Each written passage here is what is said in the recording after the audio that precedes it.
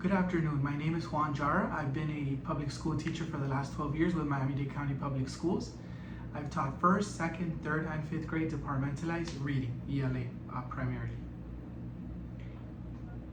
Where do you teach? And I teach at a school in Doral, Florida, Dr. Tony Bilbao Preparatory Academy. And you currently teach what grade? I'm currently teaching third grade reading, ELA. Awesome. How do you use, we're going to go ahead and start with the questions, okay?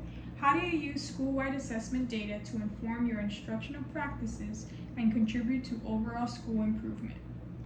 So at my school, we primarily use the different data points, but last school year I would say FAST data, so progress monitoring data for the FAST ELA assessment. Since students in third grade need that test in order to be promoted, they need to have a level of 2 or higher. So we really track our PM data throughout the school year. And what role do teachers play in ensuring accountability and continuous improvement within your school system? So when students take the first FAST PM data test around September, beginning of the school year, then we see what areas they didn't do so well in, and then we look at FAST PM2 in December or January and see what areas they grew in or what areas we need to focus our instruction in order to make learning gains. And in what ways does your school foster a culture of continuous growth for teachers and students? So at our school, we use a lot of different approaches for continuous growth. We meet in data chats. We see what areas are weak, what areas students can use improvement in, and then we offer incentives to students. Different classroom activities, praise. And then teachers meet and work collaboratively in order to improve student outcomes by the time that they take that final FAST PM3 at the end of the school year. Great. And is there any school-wide initiatives that is communicated to classroom teachers, and how do you incorporate them? So all teachers, we track our data. We see what we need to do in order to improve student outcomes. Some school-wide initiatives or different things that we do to motivate the kids are like the I Ready Green Party, where if a student went from yellow to green and now they're more proficient in reading, then they have a party for them outside, and different things like that to motivate their learning. Great. Okay. And how do you use assessment data to adjust your teaching and ensure all students are progressing towards mastery? So within our regular 10-day reading instruction, we have at the end of our 2 weeks, because we work 10 days, the students take a code read in reading. They take this test on performance matters. So they input it online, and then it gives us back areas where the students didn't perform well in. For example, do they need work on cause and effect, within an informational text. And we do that every 2 weeks. So we mostly, throughout the school year, we track the performance matters, and then it gives us different areas of reading that they need improvement in. Awesome. And what tools do you use to track and monitor student growth over time? So really, we look at the FAST PM test is at the beginning of the year and the middle of the year, because then they take it one last time at the end of the year here in Florida. But throughout the school year, what we mostly look at is, we use different data points, but I would say primarily it's the progress monitoring on performance matters every 2 weeks to see what areas of reading. So we teach something and then we track, did the student master or understand, are they proficient within those 4 to 5 skills? That's every 2 weeks. And then we also look at iReady data, so there are iReady lessons. They do 45 minutes of reading every week. So then that one is more paced for the level that the student is in. So we look at the iReady data. Are they progressing throughout the year? Based on the lesson. For example, I taught third grade last school year. If they were, iReady was giving them second grade lessons if they scored on diagnostic 1 at a second grade level. And then we also look at every 2 weeks their progress monitoring through the bi-weekly code read assessments. Is there an example that you can share of how student data has impacted a major change in your instruction?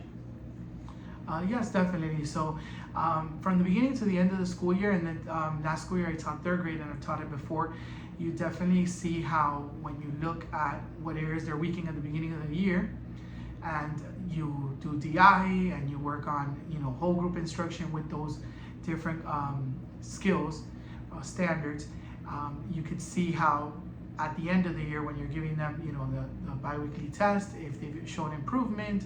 And I can share that I've had students in the past that they grew a lot during that one school year compared to the beginning, how they were scoring to the end after tracking their data, working in DI, seeing, giving them extra lessons on what they needed support in, having them do their iReady, and a multitude of other assignments as well. Awesome. And how do you ensure that your lessons align to state or national standards and prepare students for summative assessments? So here in Miami-Dade County Public School, we have an amazing reading team. We follow the pacing guides. Last school year, most school years, I go to trainings, the ELA ICADs, where we look at our specific standards are tied into like what the students need to know, which are their state standards from the FAST progress monitoring test. So all our pacing guides are correlated with what they need to know for that state test. So when we teach, for example, we use McGraw-Hill, we need to teach certain standards when we're teaching those different stories and text. Those skills that they're learning throughout the entire school year they correlate with what they need to know by the end of the year for the FAST progress monitoring test for the state of Florida, which has those state standards. So our own in-house Miami-Dade County Public School standards and pacing guides are correlated and tied in with those FAST ELA best standards that the students need to know before they move on to the next grade level. Perfect. And how do you use scaffold or differentiate instruction when students are below grade level, but the standards remain constant? So then we have also these books called the Magnetic Reading for iReady, and they give us different lessons when students need more help with differentiation, like that we can do with them in small group. That way we're able to target those skills that they need help in within a small group setting, as well as different resources that we use. But one that I can mention is the Magnetic Reading from iReady is really good, and then we can target those skills when it comes to, like, for example, reading comprehension. Perfect. Okay, moving a little bit into multisensory instruction. How do you incorporate multisensory strategies into your teaching to support student learning? So last school year, over the past few years, we've used the intervention program within 30 minutes of our ELA block, and it's called Reading Horizons. Some of the approaches within that program use kinesthetic multisensory approaches, kinesthetic cues, where the kids have to prove words, the teacher dictates, and then the kids have to do different hand signals for the different phonetic sounds. So that's one of a great approach that a lot of teachers at my school and in our district have been using with kids that are having difficulties with phonics, and the program itself incorporates a lot of like kinesthetic cues and tapping and stuff, so that's wonderful. Great. Is there a specific example? Can you describe a lesson where students learn through more than one modality, whether it be visual, auditory, or kinesthetic? So with Reading Horizon, it incorporates really all three.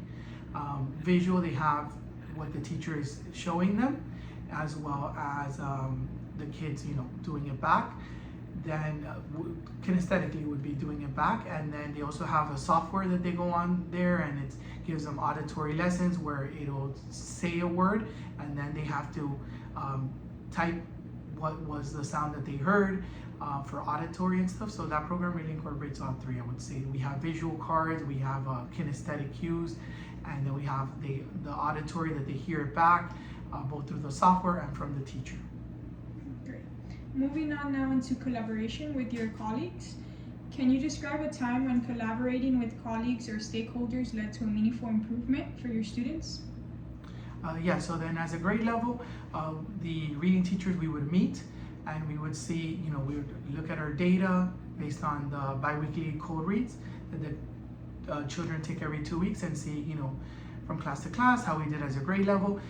We would also sometimes plan or meet with the grade level above us, so for example 4th grade, and see if, because our test would correlate with what they were doing. They might have a test a text that was talking about, like, one of the skills was maybe cause and effect, and then within 3rd grade we were also doing cause and effect with a different informational text. So then we compare, like, how the 3rd graders did on our standard, and then how did 4th grade do. Is there something that they need to understand or master in 3rd grade before they move on to 4th?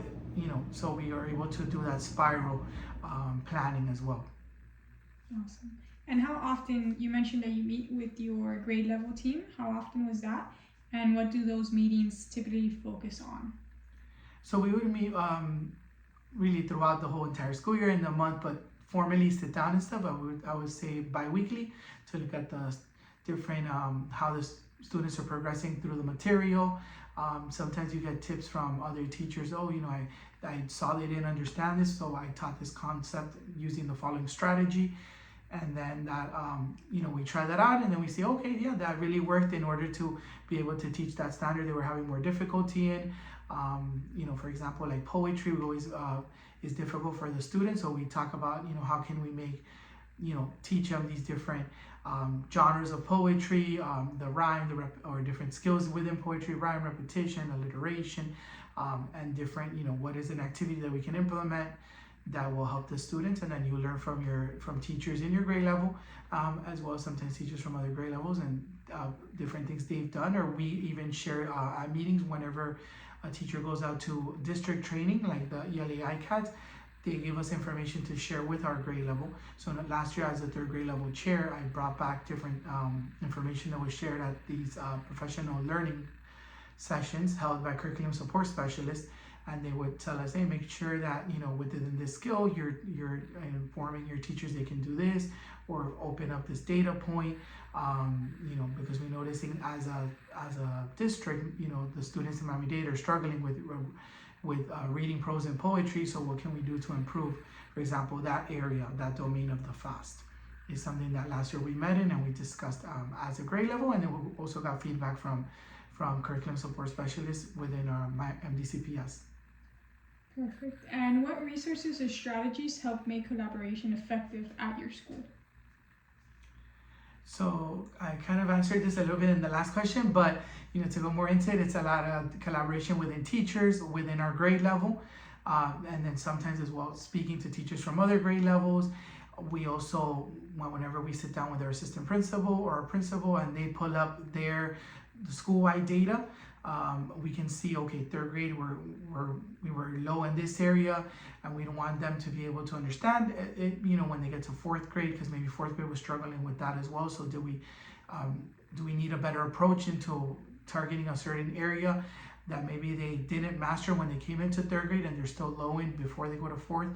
So that's the whole collaboration between all the stakeholders at our school, not only the teachers in my grade level, but with administration. And we can also go back and let parents know, please, have the students review this when we send homework, or when we assign an iReady lesson for them to practice at home, any area that they need in. And so that involves a lot, the parents, the teachers, the students also, from sitting down with them in data chats and letting them know, okay, we're gonna, target this the next few weeks and stuff, and see if they've improved on it, the next time that it comes around. Perfect. Moving a little bit now into communication with families. How do you build and maintain strong relationships with families to support student learning and success? So when the parents, they get to meet me at the beginning of the school year, they know there are a lot of the times they're worried because 3rd grade is a big grade level. They don't want their children to be retained.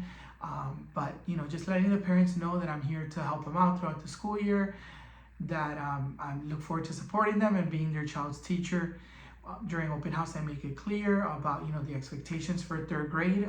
At my school, we use Class Dojo, and I use Class Dojo as well to communicate with parents about upcoming lessons, activities. So always keeping that communication open is important.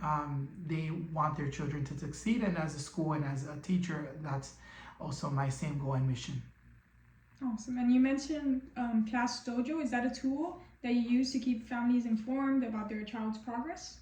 Yes, so Class Dojo is used throughout our school. Our administrator or principal post on there as well.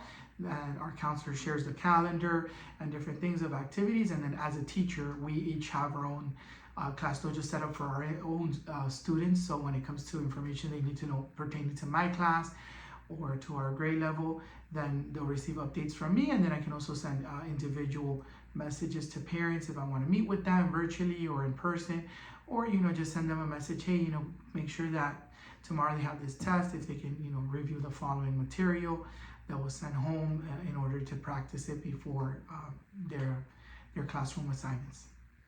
Awesome. And can you share a time when family engagement had a positive impact on a student's achievement? Yes, definitely. So I know at the beginning of the year when I meet with parents and throughout the year, and if their child is still struggling, sometimes they'll be able, after speaking with me and I share with them the materials and the different tests that maybe their child is not doing well in, and what are those skills, those standards. The parents sometimes, they'll be able to bring in a tutor, or they take their children to a tutoring center, and then I see if they're able to work on material that I send home. They'll ask me to provide, maybe lessons, or what can they do, what are some strategies that I can share with them so that their children can do with their tutor. I've been able to see how through all this collaboration and work from, what's sent home and the child working with their tutor, with their parents, older sibling, and then you come back and you revisit at the end of the year and you see, wow, there was really a lot of growth. And the parents come back and they thank you, thank you for working with my child that started very low at the beginning of the year, or maybe they were a 1, and I had a student last year that they had a 1, and then by the end they were able to be reach a high 3 on the last fast, and they said it was everyone working together between the school, the teacher, their tutoring at home, the parent helping their child out as well, making sure they got their homework done, their iReady lessons, taking them to tutoring, reading with them is very important. I tell parents to read with their children. It helps build that vocabulary. So all of that, we're able to see, they're so happy in the end when their child is proficient and moving on to the 4th grade. Awesome. And now to wrap up the interview, what is one piece of advice that you would give to a new teacher just entering the classroom? So I would, that first year they always say is your hardest. I would give them advice to, keep going. It gets better. To lean in on those around you that will support you. I'm going to be entering my 13th year of teaching, and I absolutely love teaching. And I know my first year of teaching, I had wonderful veteran teachers that were served as mentors. My first year I taught 1st grade, and I started in December for a teacher that had just retired. And I remember that those teachers, they helped me a lot by giving me the planning, everything I needed to do. They helped me with copies, and we would sit down, and they really they were mentors to me. Now that I'm in a different school, but I still keep communication with them, and every time I've seen them, I'm always so grateful because they really were there for me whenever I had any questions. It was always an open door. So for any new teachers, lean into those around you, ask questions. It's okay to make mistakes. Not everyone knows everything, and every school year you're going to keep learning, and things change, new books come in, new content, new curriculum. So definitely my biggest piece of advice is ask questions and lean into those around you. Everyone was new at one point, and it'll get better, and every year you're going to learn more, and that's what's beautiful about education. Awesome. And the last question I want to ask you, what motivates you to stay in the teaching profession? So definitely a lot of things, but I would say primarily the students. That light bulb moment is amazing when they're struggling with something, and at the end they're able to grasp that. There's no better feeling than that. I was lucky enough to, I've been a student of Miami-Dade County Public Schools before I was a teacher, and I had a wonderful 4th and 5th grade reading teacher, and that love of learning, he inspired me to, school was enjoyable, going to school, and it was through the many amazing teachers that I had. It started with the foundation in elementary school, and then throughout middle and high school. So I definitely am so motivated to do the same for my current students and my future students and the past students that come by and visit and say hello. That, you know, education opens the door, and it's amazing to see how some of the children might struggle with something at the beginning of the school year. I see it all the time with their reading, but then you grow their confidence, you let them know I'm here for you, we're gonna get through this together, and then it's, you know, make school enjoyable for them, just like the experiences that I had when I was a young learner with MTCPS. So definitely my students are my motivation, and getting to that end of the school year when we have the ceremonies and the awards and seeing the smile on their faces and their parents, there's no better feeling. So definitely that is one of my biggest motivations, to see all students succeed, and that student achievement, and school is a wonderful place of learning. Thank you so much, Mr. Jara. Thank you.